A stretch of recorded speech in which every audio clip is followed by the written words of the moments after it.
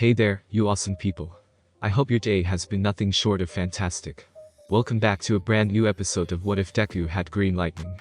Don't forget to shower some appreciation onto the incredible author responsible for this fanfiction. The link is conveniently waiting for you in the description box down below. If you're totally vibing with this what if scenario, drop me a comment and let your thoughts be known. And while you're at it, don't miss out on other mind-blowing what ifs on this channel. Alright, without further ado, let's dive straight into this video. Izuku woke up bleary-eyed and ready for the first day of the new school week. Unfortunately, the big three were off planning something, so the day before he spent studying with Todoroki, Iida, and Urashi, who they read. Todoroki convinced them to appeal to Aizawa-sensei, had get a permanent clearance from Aizawa-sensei. It was unsure why Todoroki was excited or happy at the prospect, but it was neither here nor there. Making sure everything was prepared for his new school day, he slid down the banister, after making sure Iida was nowhere to be found, and chucked his backpack with all the others by the door. Someone else had already made breakfast for everyone. He was fairly certain it was Aoyama's turn, so laid out were many different types of bread he could cook, and a selection of truss sheet cheeses. Izuku didn't fail to notice whilst walking to school that there seemed to be an extra aura of tenseness amongst several of the teachers there, notably from All Might, Power Loader, Vlad King, Present Mick, and Recovery Girl, as they made their ways to their respective homegroups. With his classmates unaware, Izuku decided it would be best it remained that way, as to keep the loose-flowing atmosphere within the class.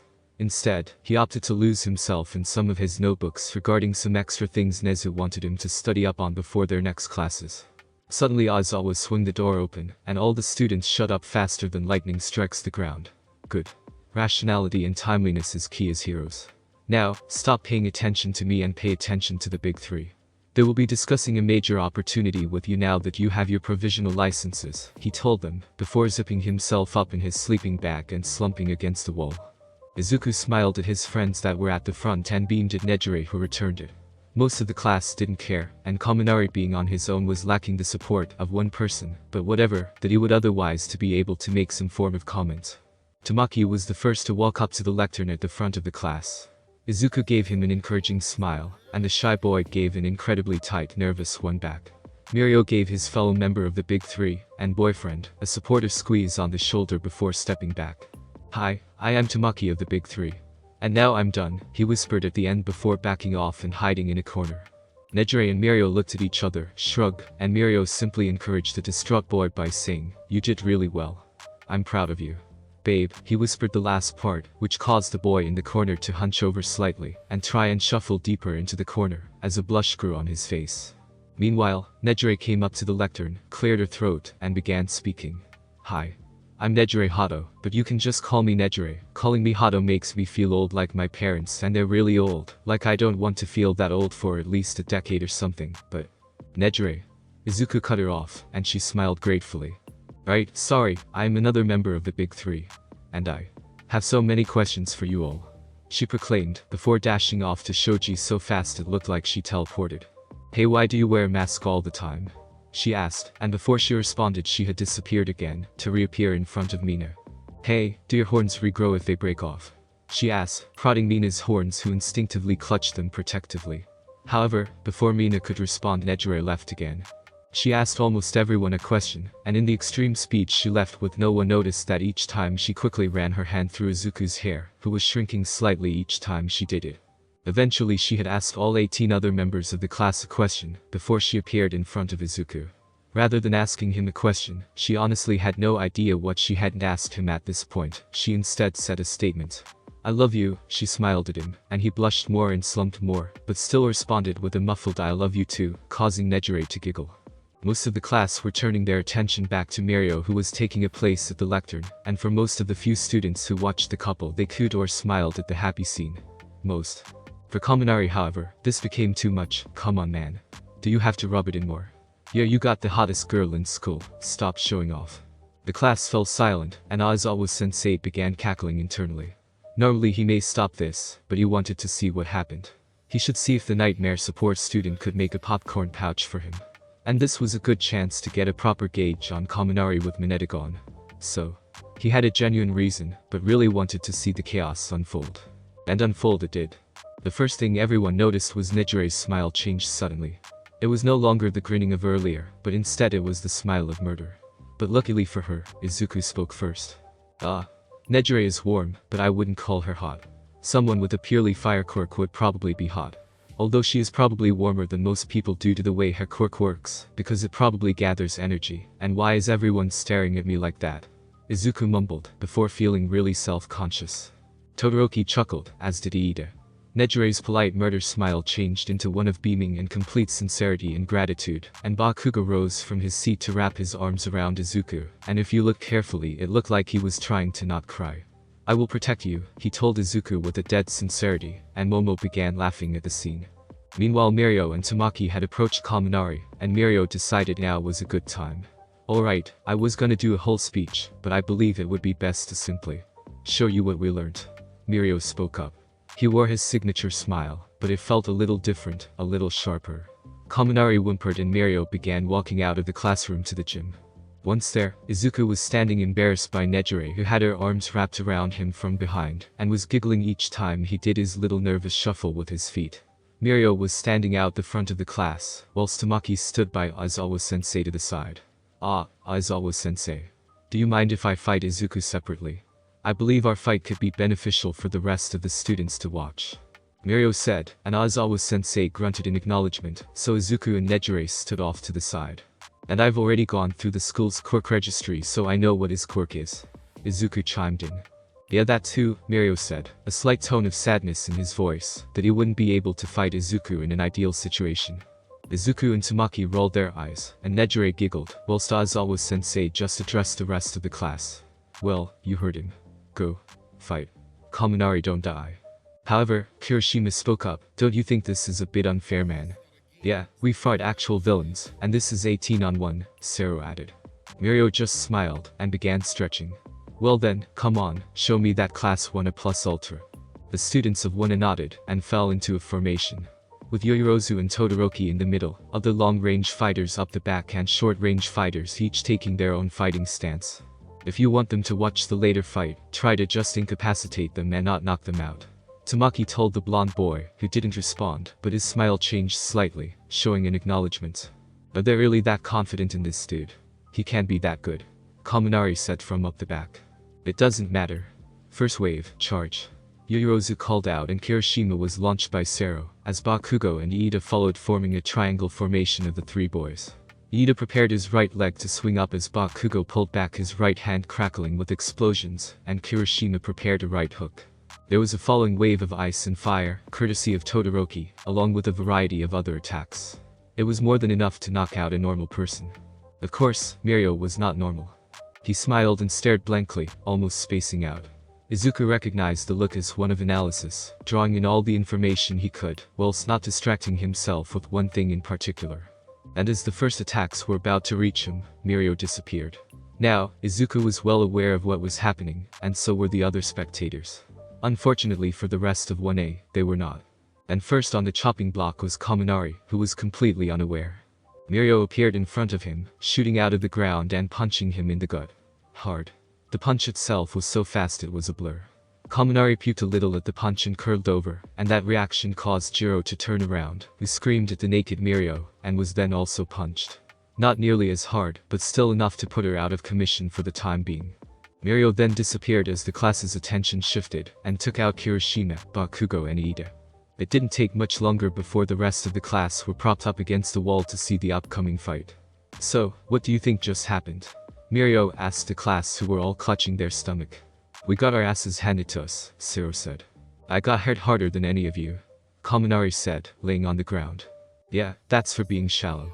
Jiro yelled at him. Why, I am not shallow. Kaminari responded. If graves were as shallow as you, no one would be buried. Jiro shot back, and Kaminari just whined. Well, whilst all that is true, why do you think that happened? He asked them. You have a very strong quirk, as Iida started, waving his arms somehow still. Nope. My quirk is fairly mundane, Mirio interrupted Iida. What do you think it is? Warping and light, turning yourself untouchable. Mina yelled, completely unfair. Well no. I only have one quirk, Mirio said, before Nejire jumped in. Uo, can I explain it? Nejire asked, still holding on to Izuku. Nejire, let Mirio x Tamaki started, before Nejire cut him off again. No, I'm going to. His quirk is called permeation, which allows him to turn parts of himself intangible. That's so strong though. Sato called out, before Mirio shook his head. Nope, I made it strong. Think about it, if I'm intangible, light passes through your eyes. Sound doesn't get received by your ears. You can't breathe air. That last one got a lot of the class to realize truly that his quirk was not as powerful as it seemed. But he kept going. That warping, as you called it, happens due to displacement. Two objects of mass cannot coexist in the same space, so I get forced out at high speed. But it also means clothes fall off. It makes physical tests kinda awkward. Mirio chuckled nervously. Whatever. Just fight Izuku and stop treating him like your favorite. Kaminari yelled, and a few members of the class hummed in agreement. If anything, I'll have to go harder against him. He already knows everything about my quirk. And probably more. So he has the information advantage, whilst I have the experience advantage. Well then come on Izuku. Mirio said, beckoning the boy to stand opposite him in the middle of the gym. Alright then. Aizawa-sensei, is it alright if the gym gets torn up a little? That's what it's for. Just don't do anything over the top, Aizawa-sensei responded. Nezu's voice could be heard over the speaker. Actually Shota, I would like to override that. I wish to see an excellent fight today, and Izuku, we can look at the implications Mirio's quirk has for quantum physics tomorrow. And I will make sure to record this so we can look at your strategy, Nezu's voice commanded. Yes, sensei. Now Nejire, could you please release me? Oh? Shota didn't know what to expect when Mirio said he wanted to fight Izuku individually. It made sense, the two hung out a lot, and Mirio probably didn't want Izuku giving away the blonde boy's quirk, as to drill the message into the students of his class. And as the fight started, this held truer than ever. Izuku began directing large amounts of green lightning to his arms, if the green light show off of them was anything to go by. Comparatively, Mirio had taken a running start towards the green-haired boy, his smile now a tight-lipped neutral look as he focused on the fight. At that point both boys began their first move. Terrain destruction. Blinding eyeball crusher. Izuku's hands made contact with the ground, and the terrain was immediately destroyed in a 5-meter vicinity, causing the ground to become incredibly rocky. Meanwhile, Mirio had his right arm outstretched, pointing towards Izuku's eyes. Shota could feel the awe from the rest of the class, as well as the excitement from Nejire and Tamaki, as the two prepared to make first contact. And yet, neither did, both avoiding the other. Mirio dropped into the ground the moment he was in front of Izuku, who had leaned backwards, and opted to cartwheel backwards, and avoiding the blonde boy's attack.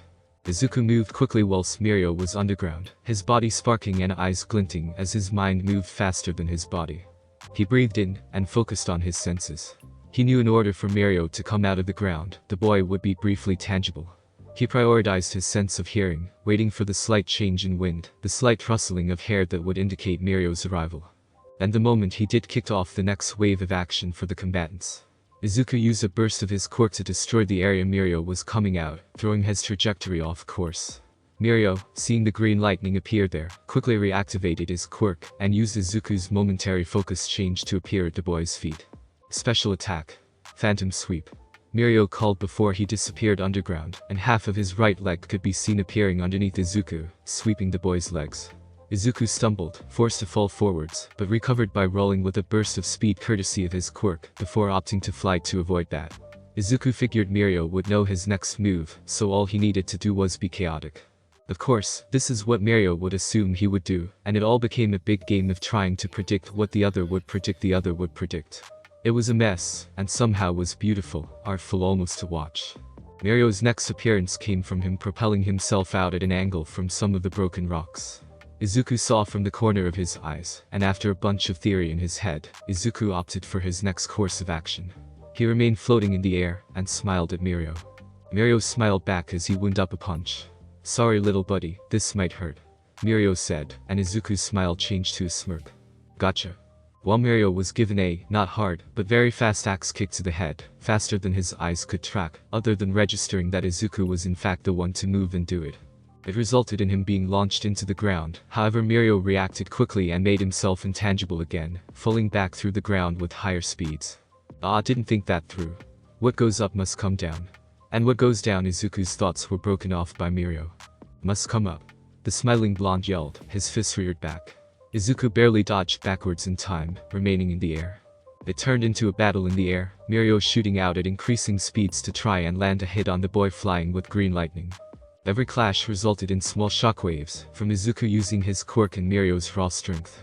However, Izuku was fighting an uphill battle as Mirio began getting faster, and Izuku was only barely able to track his movements. The final clash the two had involved Izuku tripping Mirio up in midair, who lacked air control, and then stopping his momentum by grabbing him and throwing him in one swift motion. However, by luck, skill or prediction, Mirio was able to read exactly how Izuku was going to throw him, and land a gut punch. The pain and impact caused Izuku to just drop Mirio, who landed with a thud, and fall to the ground himself, landing on his knees and holding his stomach, puking up a small amount of blood. "Well, color me impressed," Mirio said. That fight was second only to fighting Sir Night-Eye himself. "Thanks, I think," Izuku said, before collapsing on his side on the floor. Note to self, find a more efficient way to fly. Needless to say, Shota, Nejire, Tamaki, Nezu and Wano were very impressed by how well Izuku handled himself against none other than the hero almost guaranteed the #1 spot in the future. The class, after Recovery Girl gave them all a once-over and gummies, returned to their room and waited in their chairs, as Aizawa-sensei was returning after discussing some final notes with the Big Three to the class. Aizawa-sensei had to make sure the Big Three got back to their classes first. They were still students after all. Soon Aizawa-sensei returned to their class, slamming the door open to get the class's attention. "Alright, you've all had some fun, and I'll hand out some information packs regarding this later. However, for now, Izuku, you can go to Nezu's office to scheme whatever it is you two do, and the rest of us get to do some division." "That's easy." "Hell yeah." Kaminari and Mina screamed, before Aizawa-sensei finished. "The polynomials." "Oh?" Soon it was the minutes leading to the final bell, and they were back in home group, and Aizawa-sensei had them sat down for more info regarding the work studies. "Alright, so, we introduced them earlier. The work studies. Now, this year with the attack students will only be able to go with pro heroes that have a record of taking students successfully in the past. Unless you are interning with a hero in the top 10, this is a definite restriction. This is the solution the teachers came to after much deliberation. However, many aren't happy about this program going through it all. So let this be clear. For the students that do this, it is first and foremost a privilege, and you will be expected to make up with missed schoolwork in your missed time. Otherwise, it is similar to the internships, but you will be treated more like a sidekick in training, rather than a guest, Aizawa-sensei told the class, whose minds were all racing at this point. The bell went, and their teacher left the room, as the students packed their bags. "Do you guys think you'll do a work study?" Izuku asked his friends, walking back to the dorms. "I probably won't. I'd rather not put up with my dad any more than I need to, and I've already learned all I can from him," Todoroki told the other two, who each fought the urge to flinch. I do not believe I deserve it. I also lack any contacts. Besides, I must focus on my schoolwork," Ida declared at the end, regaining his pep and attacking the air. "What about you, Izuku?" "I hope I can. I'll see if Hawks will take me on again so I can learn more from him. Otherwise it seems like Mirio's mentor, Sir Night-Eye, would be interested." Izuku spoke, a thoughtful look on his face. "Make sure you don't let your studies fall behind," Ida told him sternly, chopping in his direction. "Ah, I won't." Was it a threat, Ida? Perhaps Todoroki. Izuku and his friends arrived back at the dorm room. The students went to change into more comfortable clothes, and half an hour later, they gathered in various groups around the tables in the dining room for the regular group study session. Izuku ran the study session for top students. Todoroki, Ida, Tsuyu, Jiro Bakugo and Yoirozu, whilst the latter two weren't running their own sessions. Bakugo ran a violently effective sessions for those in the mid-range. Ojiro, Shoji, Koda, Sato, Uraraka, and Tokoyami. And Yoirozu ran the session for those at the bottom. Kirishima, Toru, Sero, Aoyama, Mina and Kaminari. Once the students completed their study session, and the bottom 3 students were successfully, 2 out of 3 times not literally, the students assigned to cook retreated to the kitchen, and the others remained to chat. Dinner came and went, and the students of Wano were relaxing, when Izuku's phone went off with a phone call. Dutifully, he answered it, and after a quick conversation, he addressed the class. "Hey guys, Aizawa-sensei and the Big Three will be coming over in a moment, since several of them have asks from their mentors for various students. They are not mandatory, but they will be here now," Mirio said, poking his head through the door. Tamaki then opened it before quietly apologizing for his behavior. "Right, as I'm sure Izuku just explained, some of you have received offers for your work studies. So, Nejire and Tamaki have a few requests from their mentors. My mentor didn't request anyone specifically, and Aizawa-sensei has a few other requests. MMHM, Uraraka and Asui." You guys get to come with me, Nejire said, smiling at the two girls who were taken aback in surprise. A&K Kirishima, Fat Gum S said H take you on, Tamaki said, causing the boy in question to smile. At this point, Aizawa-sensei walked through the door. Bakugo. Despite best genus injuries, he has offered to take you on under a purely disciplinary angle. It's different, but you'll get a different kind of experience. I believe you'll find far more value for someone with your personality, Aizawa-sensei said, causing Bakugo to scoff before Yoirosa whispered something in his ear and he calmed down. Tokoyami and Izuku. You two have received requests from Hawks. Seeing as he is the current number 2 hero, there have been no qualms with him taking you on, despite not taking on work-study students in the past. You two will need to travel out to his agency, and I will send you a folio of work from the days you miss, and also will need to engage in other catch-up sessions, on top of the standard ones. Right? So for those involved, this will be a big commitment, but will definitely be worthwhile, Mirio said, giving a thumbs up.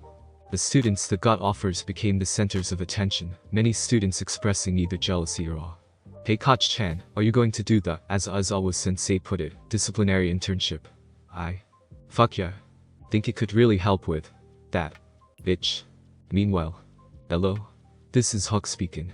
Hawks. I wish to borrow one of your work-study students briefly. I believe I can offer some skills you may not be able to. Oh? Alright Night-Eye, but what skills? And which in turn? Midori Raiko. And the skill of prediction. See what I did there? It was suitable. Now, I will email some forms across in regards to the temporary shift of work, considering they are effectively sidekicks with a school schedule. I expect these. Then at the soonest convenience before yada yada man, you gotta chill a little. Look, I'll get those forms done soon, and there should be no worries. I'll contact the school and let him know that I'll send Izuku to you initially, and after you're done with him, I'll grab him back. That sounds suitable. Don't you work at this time? Yeah. I stopped like 3 robberies and half a dozen muggings whilst I've been on the phone to you. My sidekicks just clean up, more or less. You could probably make better use of them. This is probably just most efficient. And besides, I gotta get sharper somehow. Understandable. Have a good day. Sure, you too. You at tell. What? Huh? Oh, is it the time? I have an appointment with something. My fist with a villain's face. You don't use your hands much. Click. In combat though. Izuku was confused, but went along with it. He heard from Aizawa-sensei that initially his work-study would be held with Sir Night-Eye, and that there was a reason that his teacher wasn't told either. But he decided to follow Mirio's example, and smile to the world, as the two of them took the train to a station near Sir Night-Eye's agency. What should I expect from Sir Night-Eye? Izuku asked. Well, despite what his appearance might suggest, he holds comedy in high regard, Mirio announced, smiling, whilst the two talked about his mentor. Oh? Is that how you got your work study? Yep. Well, kind of. He sent me a request for my internships and invited me in, and he asked me to introduce myself. So I made a really cheesy pun in the process, and that seemed to impress him somehow. It seems like there's definitely something else going on there. But Mirio seems happy, and Sir Night-Eye was the one to teach Mirio to predict and use his quirk in such a way. I do wonder what he wants me for though. Izuku thought as he looked at the smiling Mirio, who was looking out the window. Well, I'll try my best. That's all you need to do. They arrived outside the Night-Eye Hero Agency building, an otherwise unassuming office building. Wow, for someone who seems to hold comedy in such high regard, he is really painfully bland. Izuku couldn't help but think. Yeah, it's not much is it? Mirio said, reading Izuku's thoughts and causing him to stutter in shock. In response, Mirio just laughed loudly and slapped the smaller boy on the back. It's alright dude. I thought the exact same. It's far more interesting on the inside though, and the people are even more interesting. Promise. Izuku chuckled and nodded, as Mirio scanned his own provisional hero license, in order to allow the boys in. Well then, here we go. This was not what he expected. Mirio, is this normal? Izuku whispered yelled at the blonde boy, who merely smiled at the scene before him. That was worrying. Before them was Bubble Girl, a blue-skinned pro-heroine with the ability to manipulate bubbles that she created, tied to a peculiar contraption being operated by Sir Night-Eye. This is borderline fetish material. Izuku couldn't help but think as Bubble Girl was being tickled to tears by mechanical feathers. Sir Night-Eye, I have arrived and brought Izuku with me, Mirio proclaimed, beaming as he did so. Adequate. Let me free Bubble Girl, and then I will talk with Izuku, Sir Night-Eye responded as he adjusted his glasses, almost glaring at Izuku. Izuku nervously rubbed the back of his neck as Mirio nodded enthusiastically, leaving the room with gusto. Bubble Girl, although she was clearly out of breath and a little unsteady on her feet, bowed in apology to Sir Night-Eye before leaving the room with the same gusto. Now, Midori Reiko, correct? Sir Night-Eye asked, his piercing gaze fixed on Izuku. That would be me, sir. I heard there was something you wanted me for. Yes. Mirio spoke quite fondly of you as one of his close friends, and was quite impressed with your combat abilities. But you don't present as much, do you? I find it tends to help if people underestimate me, Izuku replied sharply. Yes, well, I can understand that. Regardless, if you were close to besting Mirio, I wish to put your own skills to the test. I think, even if I let you use your quirk on me, it will be an unfair battle. Oh? Why wouldn't I be able to use my quirk on you? I know exactly how it works. Nizu gave me the footage I needed and I analyzed it to the roots. As an aside, could you use it on yourself if you looked in the mirror? Because Eraserhead can erase his own quirk, and yours relies on eye contact and physical contact. That's actually a good question. For personal reasons, I refuse to find out. I can understand that. Now, where should we do this? My office should be fine. But I do not care what happens to it. Very well. For the sake of fairness, I will avoid using ranged attacks. Due to the nature of it, they will not give a proper demonstration of the skills I needed to beat Mirio. So how do you plan on avoiding my quirk then? Sir Night-Eye asked, and Izuku pulled a blindfold out of his pocket. Sir Night-Eye raised an eyebrow sharply, but did not question Izuku, as the green-haired boy pulled the blindfold tight over his own eyes. Ready when you are, he announced. Lemillion, Bubble Girl, Centipeder. You may find it beneficial to watch the upcoming battle between myself and Midori Reiko on the surveillance system, Sir Night-Eye said, pulling out some of his high-mass stamps. It will be a very unique engagement. Mirai, or Sir Night-Eye as he was known to the hero world, was, for the first time since becoming a hero, uncertain about the future of this conflict.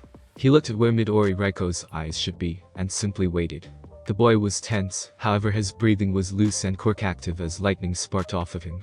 Making the first move, Mirai decided to test the waters by throwing one of his stamps at the boy, who seemed to wait until the very last minute to dodge it perfectly, and at an incredible speed. Of course, he in turn with Hawks. I probably need to get up close, Mirai thought before dashing forward, pushing off the balls of his feet. In each hand he had a few of the high-mass stamps, throwing a right hook. However, Midori Reiko seamlessly leaned backwards underneath it before kicking his feet up, a short and fast-standing backflip. Only barely dodging out of the way of the high-powered kick, Mirai realized that by giving away his position like that, he had lost the advantage of the other wearing a blindfold. I don't know how he does it, but it's clear he heard the swing, and would have heard me jump backwards. So the best course of action must be to make as much noise as possible. Mirai called out, throwing a stack of papers on his desk up in the air. This should at least throw him off guard and give me the information advantage. Or at least, that was the idea.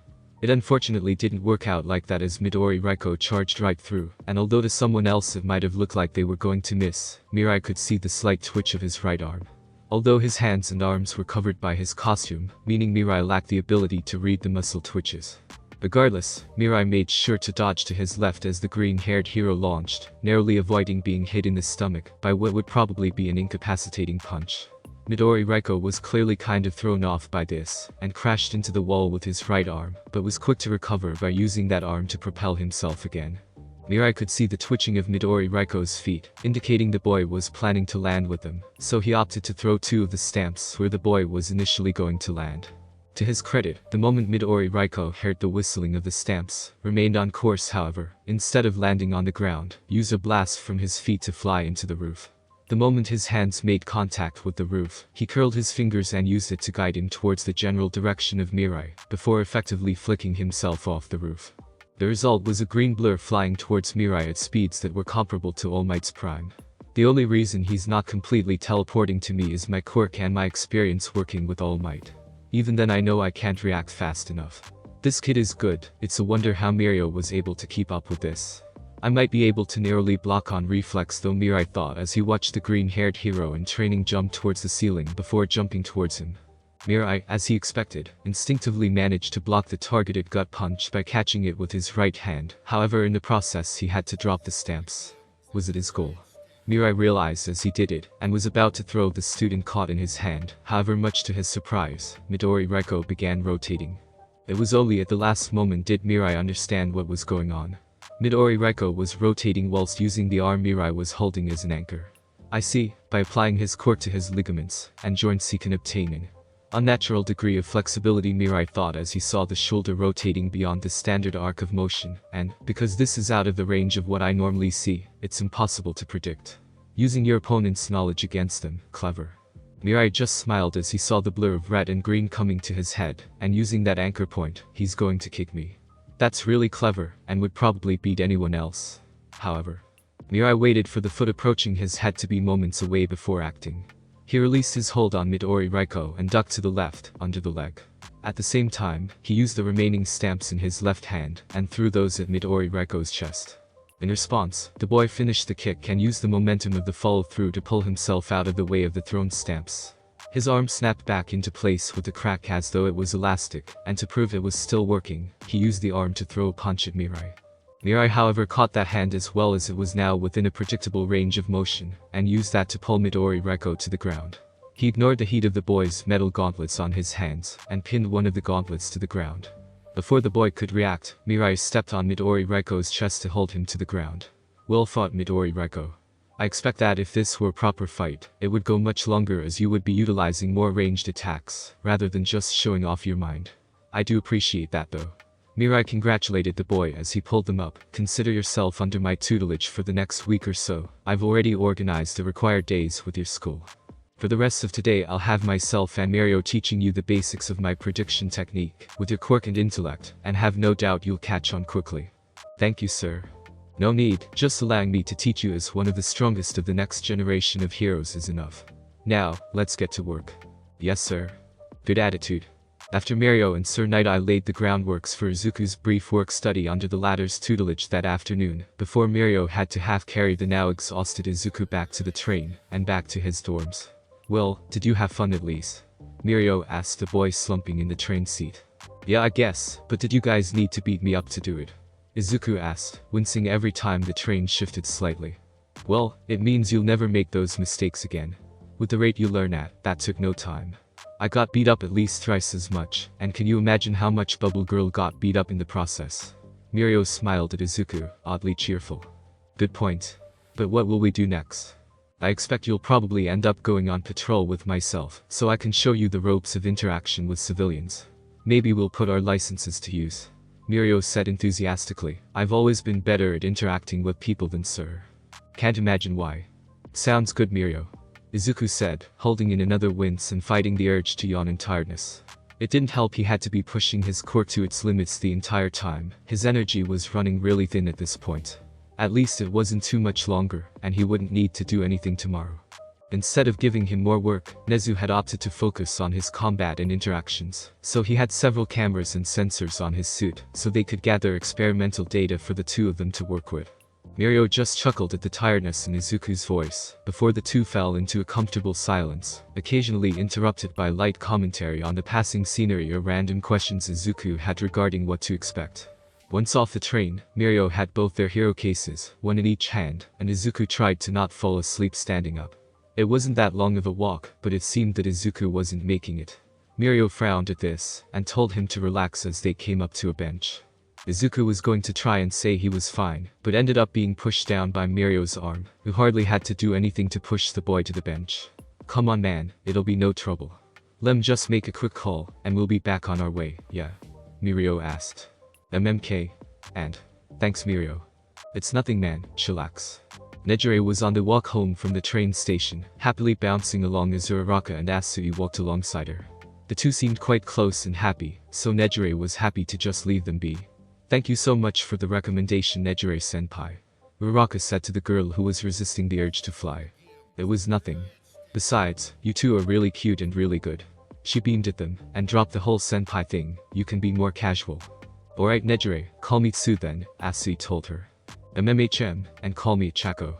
Nejire just smiled at them, before feeling her phone vibrate in her pocket. She pulled it out and saw the caller ID as Mirio. Mirio? What did you need? A short conversation later, she bid farewell to the younger students as she ran off in a different direction to go find where Mirio and Izuku were. The two shrugged it off as Nejire being Nejire, but it didn't really matter anyway. Wait, Mirio didn't tell me where they were. Another phone call later, Mirio was looking after the two cases, while Izuku tried to avoid falling asleep. Dude, it's fine if you do, Mirio told him again. No, it isn't.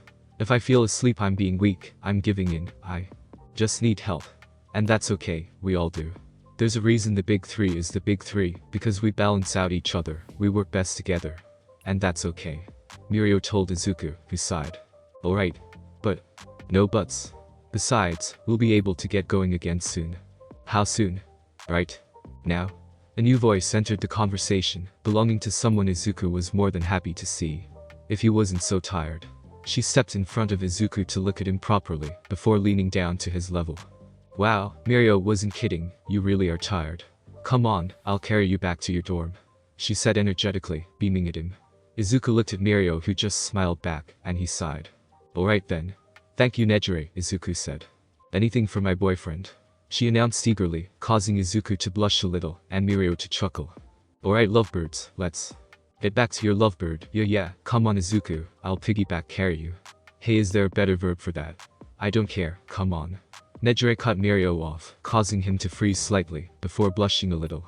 Together, the trio made their way back to the one at dorms. Mirio left to return his, Nejire's and Izuku's costumes, before going to 3 at dorms, although not without Nejire and Izuku teasing him again, and Nejire walked through the one at dorms to get to Izuku's room. This one? Yes, Izuku mumbled back, his face pressed into Nejire's shoulder. Hey, this is like a role reversal. She giggled, last time it was you carrying me to my room. Izuku just mumbled something that sounded like an agreement in phrasing, but Nejire wasn't too sure. It was hard to tell. It wasn't important anyway. She opened the door and flipped his mattress down for him, gently laying him on the bed before going to turn off the light. However, before she closed the door, Izuku said something, despite his face being half pressed into his mattress. Good night Nishir, woo. This time, it was Nejire's turn to blush, but she didn't hesitate before responding. Love you too. The next 2 days came and went before it was time for Izuku to return to his work studies again.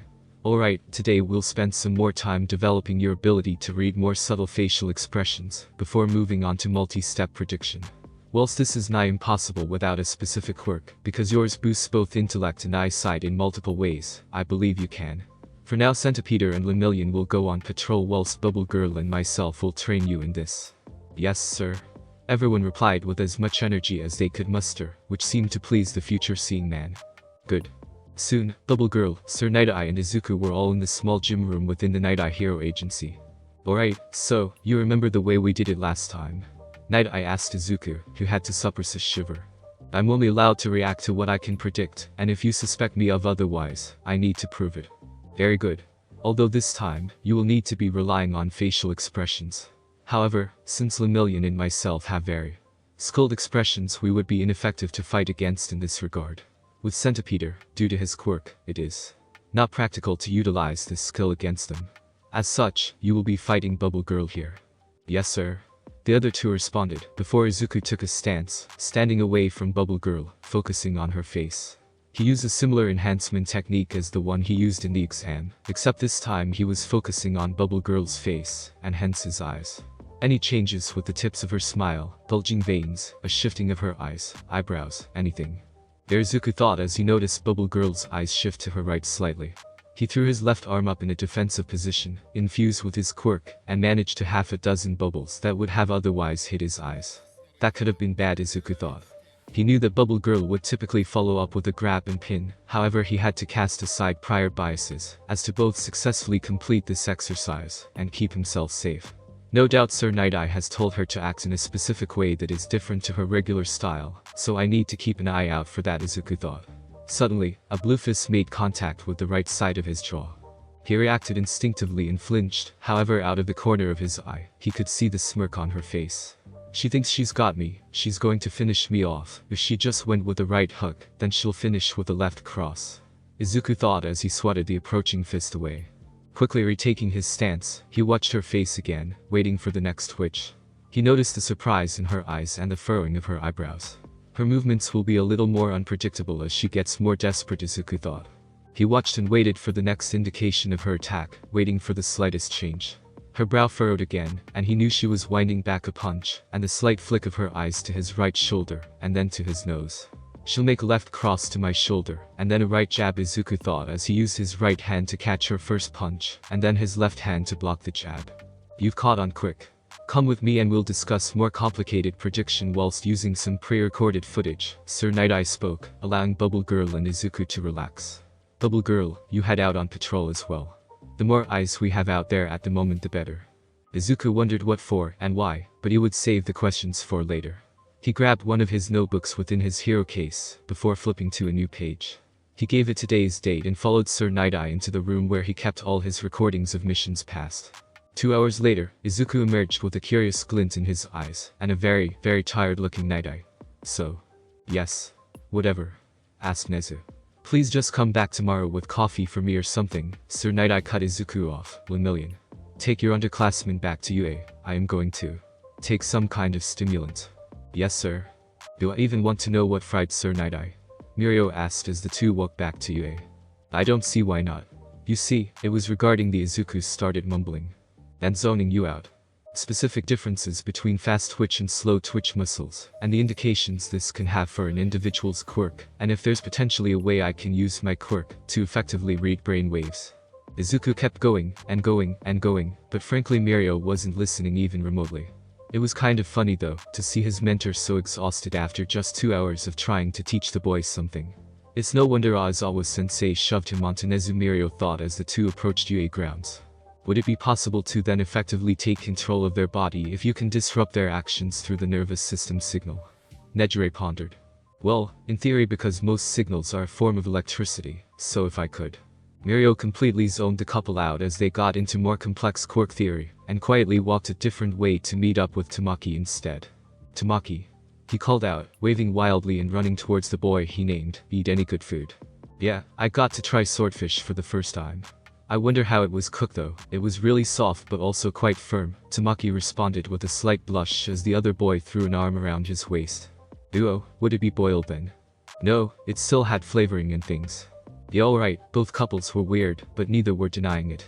The next day of internships came, Izuku came with a thermos full of coffee, a recipe he got from Shinso, after sending a plethora of cat pictures as bribery, and after handing it to Sir Night-Eye, the pro hero gave the students and sidekicks their instructions. Centipeter will handle the agency. I will go with Bubble Girl. Lemillion will be with Midori Reiko. Lemillion, you patrol the route you did yesterday, and explain the target to Midori Reiko along the way. I'm sure he can handle it, Sir Night-Eye finished. Yes sir. So, target? Izuku asked the moment they left the agency. Right, so, lately we've been keeping an eye on the Shaiha Seikai. Long story short, we think they might be producing various drugs. So our first priority will be to keep a general surveillance. We shouldn't run into any major targets though. Oh, you know Morse code right? Mirio responded. Off by heart. Anything I should keep in mind while patrolling? Well, why do we patrol? Mirio asked as the two rounded a corner. To remind the populace of our presence and for highest efficiency in random attacks. Correct. Now, why do we walk with a smile? Mirio asked, flashing his teeth in a slightly wider smile, whilst Izuku responded in kind, before crossing an alley. Izuku was cut off by someone running into him. Oh, I'm sorry, I wasn't watching where I was going, he said, holding his hand out to the person who crashed into him. It was a little girl, who looked no older than 6, with white hair, with a white almost surgical dress and bandages all along her arms and legs. But what was most notable was that she was shaking. Almost immediately after recognizing him she latched onto him. Warm. She whispered, and Izuku stood back up with her in his arms.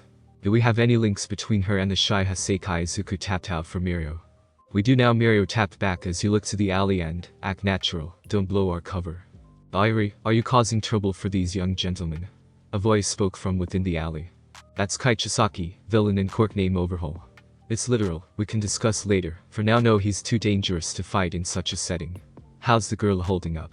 Mirio tapped, before speaking aloud. Oh, she isn't bothering us, mister. My partner accidentally bumped into her, and he tends to be quite good with children. Meanwhile, Iri had begun shaking more, and was clinging to Izuku. Please. Help me. She whispered.